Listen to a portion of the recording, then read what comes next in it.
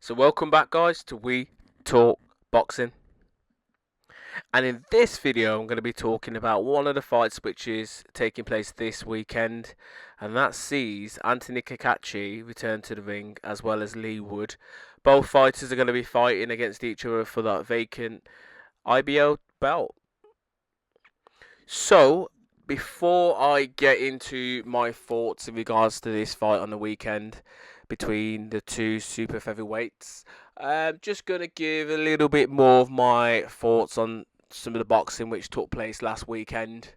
Now, in regards to the Canelo versus Williams School fight, um, gotta confess I haven't, or I didn't watch the full fight, I should say. I watched the highlights, and I thought to myself, I'll probably get around to watching the whole fight this week, but a lot of the people that I've spoke to have pretty much advised me not to watch it because they said that the highlights is enough. You haven't really missed much. So I'll probably go with their opinion, to be honest. And um, I didn't do a video because I was waiting for myself to watch the whole fight. But from what I saw in regards to the highlights, disappointing. To be fair, disappointing. You wait so long to see your superstar in Canelo Alvarez. Obviously, he's taking on one of his mandatory challengers in terms of opponents to pretty much try and clear up all the belts again to become undisputed, and that's what he did because he's a fighter, isn't it? He gets in there and he has to fight whoever's in front of him. And yes, William Skull won the IBF, but realistically, it's about that Canelo vacated. Didn't really care much for, and him vacating it to then win it back. It now becomes two time. But yeah, disappointing performance, and immediately after we saw the announcement between him and Crawford, and when you're looking at both guys, their body language, Crawford doesn't look that much smaller than um, Canelo Alvarez, so that's going to be interesting. And Crawford's no more. Crawford's got skills as well, and he's got a good boxing brain. So this fight is going to tell me a lot in regards to what Canelo has left.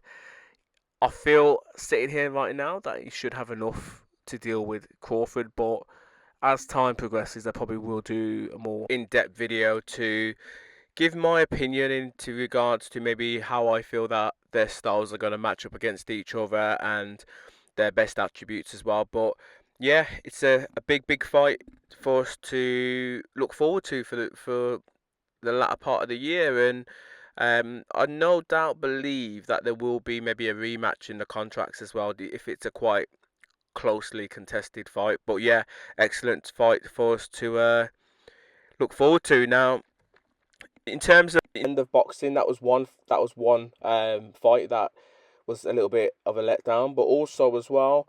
On the bill, we saw Martin Bakole return to the ring. He fought against F.A. Jagba. And disappointing performance from Bakole. From my personal point of view, I feel as if he needs to probably lose a little bit more weight to become a little bit more mobile and a little bit fitter to be able to give us more in the ring. Because the Martin Bakole that fought against Gerard Anderson is the one that we need to see, and that's the one that I believe could really put in a good contest or challenge for the world titles and maybe be up there against the bigger boys in the division. Now, in terms of FA Jagba, probably the best FA Jagba that I've seen for some time. He looked very poised, looked very confident, looked very motivated. And that's the FA Jagba that I believe can potentially put a lot of hurt on some of the bigger names in the division as well. And there's some good big fights there for him as well. He's just got to stay motivated and focused. In terms of the Friday night bill, there was three big names on the card. Again, very disappointing show. I didn't really like the layout in how it was all put together, to be honest. But that's just my personal opinion. I do feel that there is potential there to make that better in the future. But again, that's something that the Saudis and maybe the organisers need to come up against and maybe try and make it better if they're going to look to do something like that again. In terms of Tio, I felt out of the three big names, his performance was probably the best, but he's still probably not giving us enough, but it's enough to win, if you know what I'm trying to say.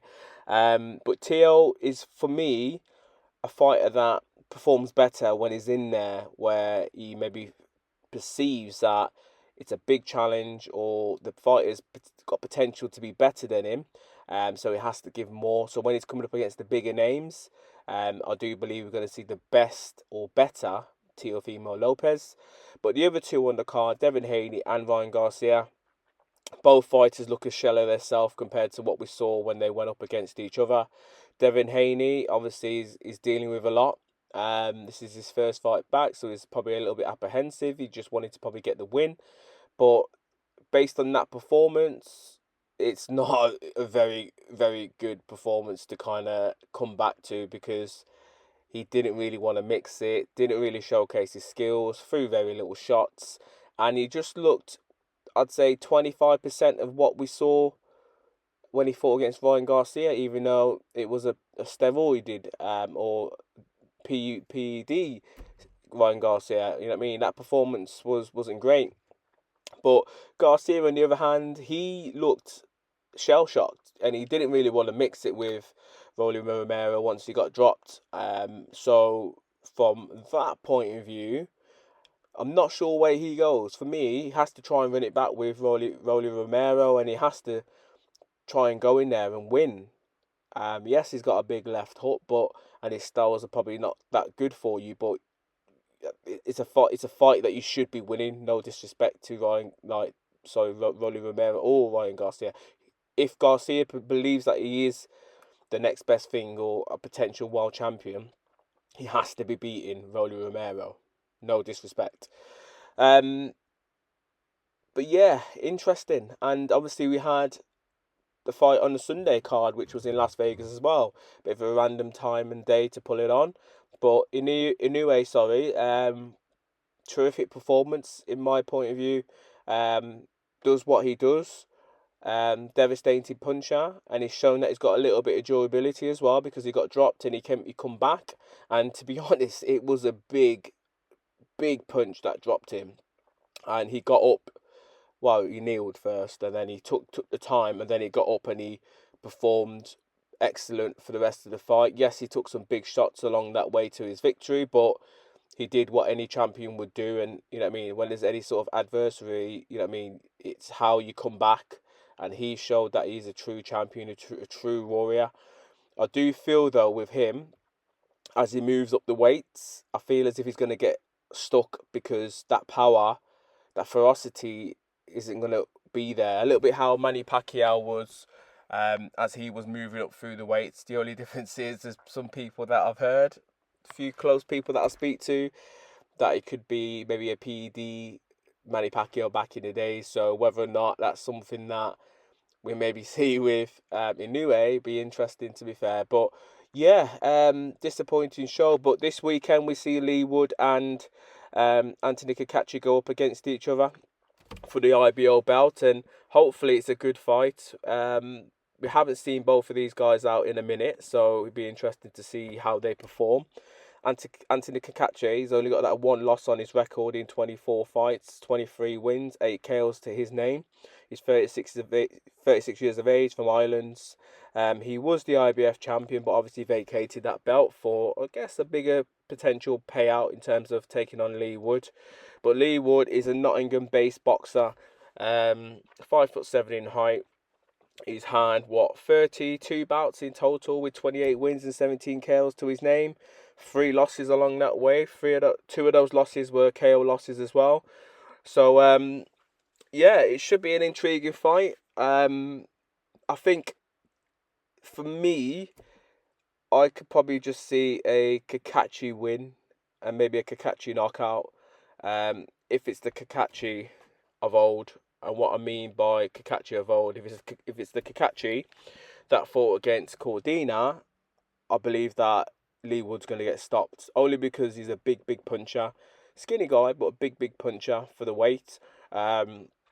But Leigh Wood has got the skills to bang himself, and he has got the skills to outbox someone. So if Cacace doesn't turn up and he's not the best Cacace, then I wouldn't be surprised if Leigh Wood wins. But I'm going to go with Cacace in this fight, and see what happens. But yeah, boxing continues, and we have more fights, and it's interesting to see where all these fighters go in the next 12 months. But the guys that I mentioned at the start in regards to my thoughts over the weekend, they all need to put in a better performance going forward, because they're getting loads of money, and if you know what I mean, they're getting loads of money and putting on performances like that, fans are not going to tune in. But as always, quick video, my thoughts in regards to the fights on the weekend, but also the fight which is coming up this weekend between Anthony Cacace and Leigh Wood for the IBO title. As always, let me know your thoughts in the comments below. Please subscribe. Bless.